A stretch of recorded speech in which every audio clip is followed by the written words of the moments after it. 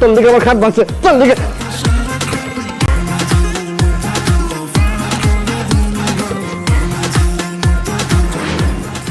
আলগা খাতিরের দরকার নেই, আমার হাত আছে, আমি নিতে পারবো। রাখো। আবার দিতেছে। আব্বা, রান্না তো খুবই ভালো হয়েছে। নতুন বুয়াকে পার্মানেন্ট করে দাও। নতুন বুয়া পাইলি কই? রান্না তো করছে বৌমা। এই জন্যই তো জঘন্য খাবার। ছি ছি ছি, এই খাবার কি মুখে তোলা যায়? আব্বা, এই খাবার মুখে তুলো না। এই খাবার খেলে তোমার পেটে ব্যথা হবে, গ্যাস্ট্রিক হবে, আলসার হবে, ক্যান্সার হবে। অকর্মার ঢেকে কোথাকার। বাপের বাড়িতে বসে বসে কি ঘোড়ার ঘাস কাটতা যে রান্না বান্না কিছুই পারো না? জানো না শ্বশুর বাড়ির আসলে জামাইকে রান্না করে খাওয়াইতে হয়? নাকি ভাবছো যে জামাই রাজপুত্র, রাজপুত্রের বাড়িতে যাবা, বিয়ের পরে পায়ের উপর পা তুলে থাকবা?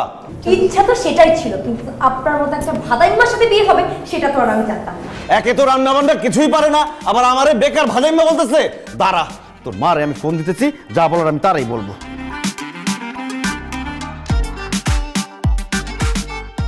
হ্যালো জামাই বাবাজি, কেমন আছো তুমি? রাখেন আপনার জামাই বাবাজি, আপনি কোথায় আছেন? এক্ষুনি আমাদের বাসায় আসেন, ঝামেলা হয়ে গেছে। আচ্ছা আচ্ছা, আসতেছি, তুমি একটু শান্ত হও। আসুক, আসার পরে সব রান্না খাওয়ামু তোর মারে।